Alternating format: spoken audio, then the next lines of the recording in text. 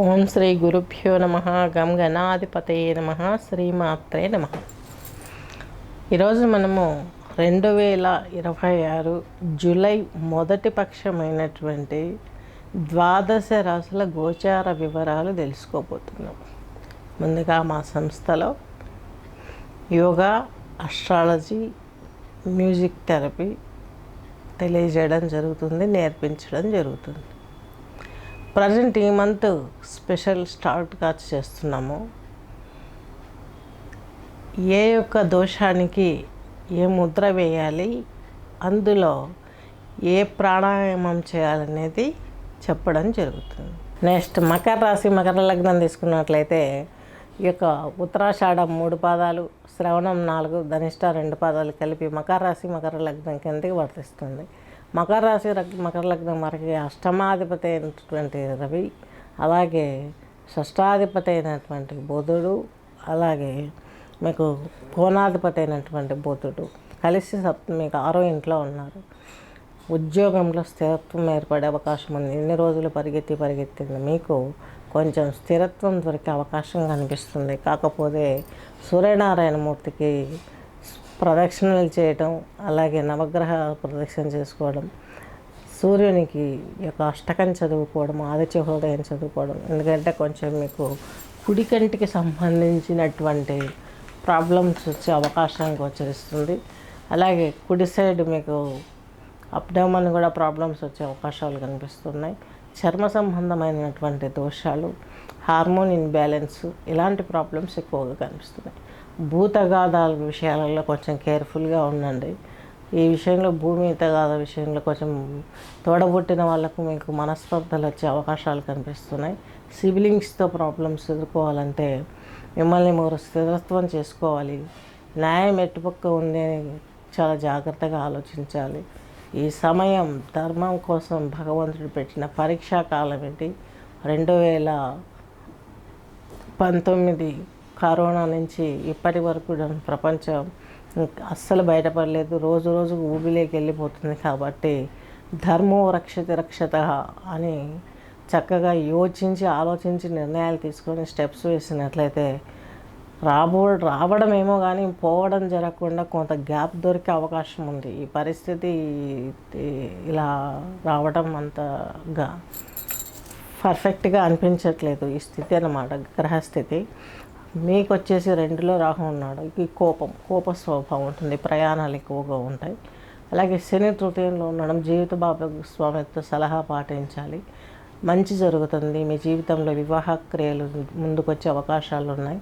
వివాహం అవుతుంది. సంతానానికి వివాహం జరిపించే వారికి సంతానానికి వివాహం కూడా అయ్యే అవకాశం కూడా స్పష్టంగా గోచరిస్తుంది. నెక్స్ట్ వచ్చేసి మకర రాశి వారికి 6వ ఇంట్లో కుజుడు, ఈయన మీకు లాభాధిపతి, చతుర్థ తల్లి ద్వారా లాభాలు సమకూరే అవకాశాలు ఉన్నాయి. అలాగే మీకు అనేక రకమైనటువంటి విషయాలలో డిప్రెషన్ నుంచి బయటపడడానికి ఈ యొక్క దుర్గాస్తుతి చేయటము, అర్జునకృత దుర్గా స్తోత్ర పారాయణ చేయటం మూలంగా ఇంకా మంచి జరుగుతుందని చెప్పుకోవాలి. అష్టమకేతు దైవ దర్శనాలకు వెళ్ళాలని ఉంటుంది, కానీ ప్రెజర్, ఇంట్లో వర్క్ ప్రెజర్, ఆఫీస్ వర్క్ ప్రెజర్తో వెళ్ళలేకపోతారు. దైవ కృప కూడా కొంచెం స్లో మూమెంట్లోనే ఉంటుంది మీ పైన. దానికి మీ వ్యక్తిత్వమే నిదర్శనం. మీ యాటిట్యూడ్ మార్చుకోవాల్సిన అవసరం ఎంతైనా ఉంది. మకర రాశి మకర లగ్నం వారికి శని పీడ లేకపోవడం మూలంగా, 3లో శని ఉండడం మూలంగా ఇదొక్కటి చాలా ప్లస్ పాయింట్లో ఉంది. అలాగే వ్యయాధిపతి, తృతీయాధిపతి అయినటువంటి బృహస్పతి మీకు 7లో ఉండి మీ రాశిని చూడడం, ప్రయాణాలలో ఇదివరకు చెప్పుకున్నాం విసుగు, అలాగే మీరు ఎక్స్పెక్ట్ చేసినంత ఇన్కమ్ సోర్స్ కనిపించకపోవడం, ప్రమోషన్స్ రాకపోవడం, ఉన్నది ఉంటే చాలురా దేవుడా అన్నట్టుగా ఉంటుంది మీ జీవితం. మీ యొక్క పక్షంలో పంచమాధిపతి, అలాగే దశమాధిపతి అయినటువంటి శుక్రుడు వచ్చేసి మీకు సప్తమంలో ఉండి మీ రాశిని చూస్తున్నాడు. ఇది కొంచెం ఊరటనిచ్చే అవకాశం ఉంది. సప్తమంలో శుక్రుడు పెద్దగా యోగించాడు, శుభగ్రహము. కాబట్టి ఏదో కొంచెం సలహాలు, పైన సలహాలు సొసైటీ మూలంలో నుంచి రావడం, కొంత ఇందులో నుంచి బయటపడడం జరుగుతుంది. గురువుల్ని ఆశ్రయించండి, వాళ్ళ సలహాలు తీసుకోండి. తల్లిదండ్రుల సలహాలు కూడా, పెద్దవాళ్ళ ఇంట్లో ఎల్డర్స్, సిస్టర్స్, బ్రదర్స్ ఎవరిని హర్ట్ చేయకండి. హర్ట్ చేస్తే మీ అంటే హర్ట్ చేశారని కాదు, చేస్తారని కాదు. రెండో ఇంట్లో రాహు ఉన్నాడు. అతని నేచర్ అది. కోపం వస్తుంది, హర్ట్ చేసే స్వభావాన్ని క్రియేట్ చేస్తాడు. దాని నుంచి మీరు బయటపడాలంటే అమ్మవారి పూజలు చక్కగా చేసుకొని నిర్వర్తించగలరు. మీరు వేయవలసినటువంటి ముద్ర వచ్చేసి ముష్టి ముద్ర యొక్క ఈ ఫింగర్స్ ఇలా పెట్టేసుకోవాలి. ఇలా ముష్టి ముద్ర వేసి కూర్చొని చక్కగా మీరు ప్రాణాయామాన్ని తీసుకునేటప్పుడు ఈ యొక్క నౌలి ప్రాణాయామం చేయాలి. నౌలి ప్రాణాయామం అంటే అగ్నిసారణ చేసినా సరిపోద్దని చెప్పుకున్నాము. అగ్నిసారనే మరలా ఒకసారి మీరు చేసినట్లయితే ఇంకా బాగా జరుగుతుంది అనుకుంటే దాని బదులు అంటే ముష్టి ముద్రలో అగ్నిసార చేయడం అంటే చాలా కష్టతరంగా ఉంటుంది.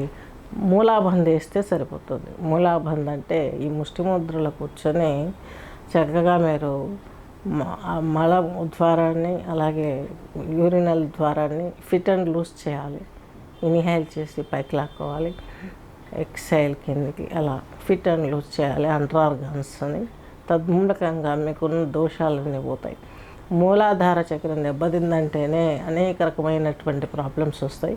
అందుకని ఈ యొక్క మూలాబంధ్ వేస్తే అనేక ప్రాబ్లమ్స్ నుంచి బయటపడి జీవుడు ముందుకు సాగే అవకాశం స్పష్టంగా ఉంది. స్వస్తి.